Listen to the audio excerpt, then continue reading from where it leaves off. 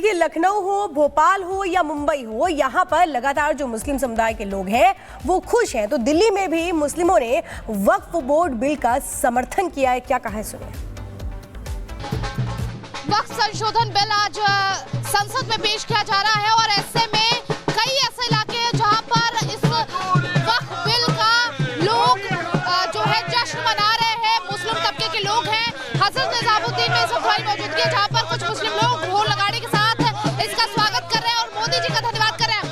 आप लोग लगातार मोदी जी का स्वागत कर रहे हैं इस बिल के लिए, लेकिन विपक्ष इसका विरोध भी करता हुआ नजर आ रहा है। विपक्ष वही विरोध कर रहा है जिसने वक्फ की मलाई 70 साल खाई है, गरीबों के हक को मारा है, वक्फ की प्रॉपर्टी को हजम कराई है।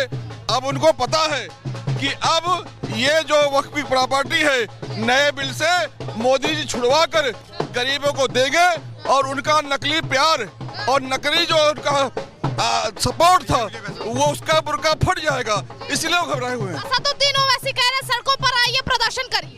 3,500 करोड़ रुपया की प्रॉपर्टी अवैसी ने हैदराबाद में कब्जाई हुई है, वो सड़क पे आएंगे तो अब उनको जनता पीटेगी और वैसे भी ये प्रॉपर्टी छीनकर माननीय प्रधानमंत्री जी उनको सड़क पर लाने वाले हैं। जी, आप लोग क्या कहेंगे? मोदी जी का स्वागत कर रहे हैं, लेकिन एक तरफ कुछ तबका ऐसा है जो इसका विरोध कर रहा है, इस बिल का विरोध कर रहा है। मैडम, वो वही तबका विरोध कर रहा है जिन्होंने वक्फ की प्रॉपर्टी अपने निजी फायदे में ले रखी है, जो कब्जा करके बैठे हुए हैं, उन लोगों को दिक्कत हो रही है इससे। आम पब्लिक सब खुश है, सब मुस्लिम खुश हैं इससे। आप लोग तो वक्फ संशोधन बिल का स्वागत कर रहे हैं, जश्न मना रहे हैं। ऐसा है कि जिन लोगों हम तो गरीब को मिलेगा, पीड़ित को मिलेगा। मोदी जी ने वो योजना बनाई है, जिनके पास कब्जा है हजारों बीघे का, उनसे छीनी जाएंगी वो जमीनें, वो गरीबों को बांटी जाएंगी। कई मुस्लिम ऐसे हैं जो ये कह रहे हैं कि इससे मजारे और मस्जिदें छिन जाएंगी मुस्लिमों। ऐसा कुछ नहीं है, ऐसा कुछ नहीं। गुमराह कर रहे हैं वो, गुमराह कर रहे हैं वो सारे लोग। राशिद अलवी है, उन्होंने भी कहा कि किसानों की तरह प्रदर्शन करिए, सड़कों पर आइए। गुमराह कर रहे हैं राशिद अलवी जी, गुमराह कर रहे हैं मुसलमानों को। दादा, क्या नाम है आपका? मेरा नाम अली शेर निजामी, मैं हरियाणा से हूँ। अच्छा, हरियाणा से यहाँ पर आए समर्थन देने? जी बिल्कुल, दरगाह विकास समिति का मैं प्रेसिडेंट हूँ हरियाणा से, और दरगाहों के लिए ही हम आए हैं। असदुद्दीन जो मुस्लिमों के ठेकेदार अपने आप को बताते हैं, वो कह रहे हैं कि इस बिल का विरोध करिए क्योंकि इससे मस्जिदें और मजारे छिन जाएंगे। नहीं, ऐसा कुछ नहीं है, सिनंगने और आबाद हो जाएंगे इनसे। तो दिल्ली की भी तस्वीरें आपको दिखा रहे थे जहां पर समर्थन देखने को मिल रहा है। लोकसभा में वक्फ बिल पर बहस के दौरान वंशवाद को लेकर अखिलेश और अमित शाह ने एक दूसरे पर व्यंग किए। जो पार्टी ये कहती हो कि दुनिया की सबसे बड़ी पार्टी है, अध्यक्ष महोदय वो अपना राष्ट्रीय अध्यक्ष नहीं चुन पाए अभी तक।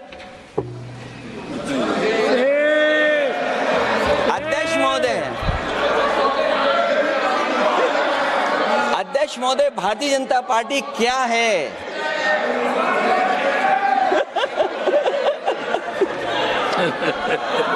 जी, मैं अखिलेश जी ने बहुत हंसते हंसते कहा है, इसको हंसते हंसते जवाब देना। ये सामने जितनी पार्टियां हैं उनका राष्ट्रीय अध्यक्ष उन 5 लोगों को ही चुनना है परिवार के।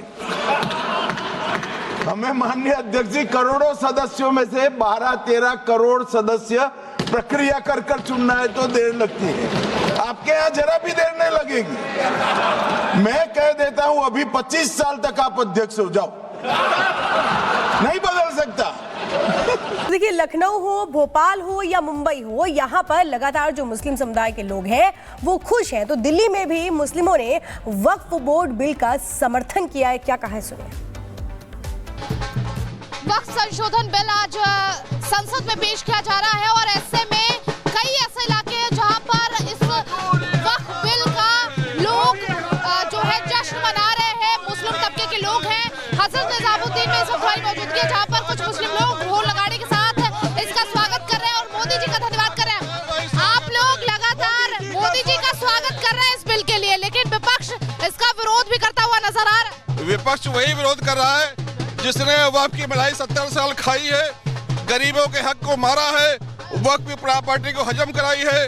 अब उनको पता है कि अब ये जो वक्फ की प्रॉपर्टी है नए बिल से मोदी जी छुड़वा कर गरीबों को देंगे और उनका नकली प्यार और नकली जो उनका सपोर्ट था वो उसका बुरका फट जाएगा, इसलिए वो घबराए हुए हैं। असदुद्दीन ओवैसी कह रहे हैं सड़कों पर आइए प्रदर्शन करिए। 3,500 करोड़ रुपया की प्रॉपर्टी अवैसी ने हैदराबाद में कब्जाई हुई है, वो सड़क पे आएंगे तो अब उनको जनता पीटेगी और वैसे भी ये प्रॉपर्टी छीन कर माननीय प्रधानमंत्री जी उनको सड़क पर लाने वाले हैं।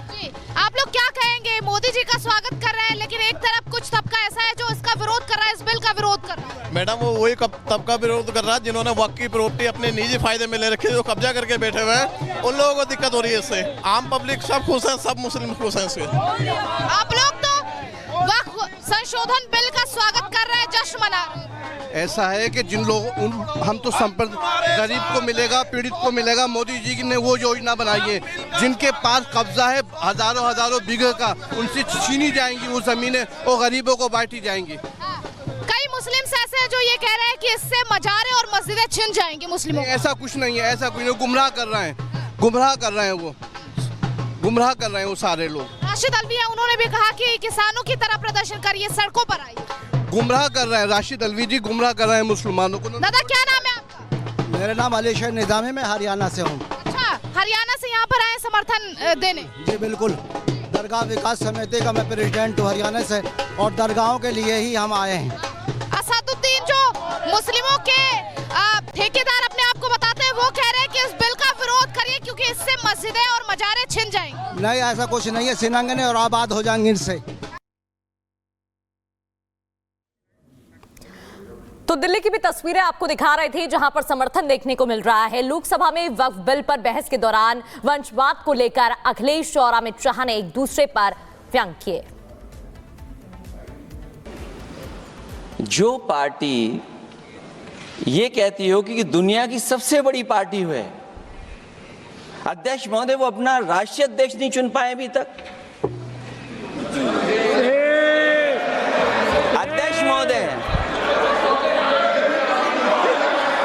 अध्यक्ष महोदय भारतीय जनता पार्टी क्या है?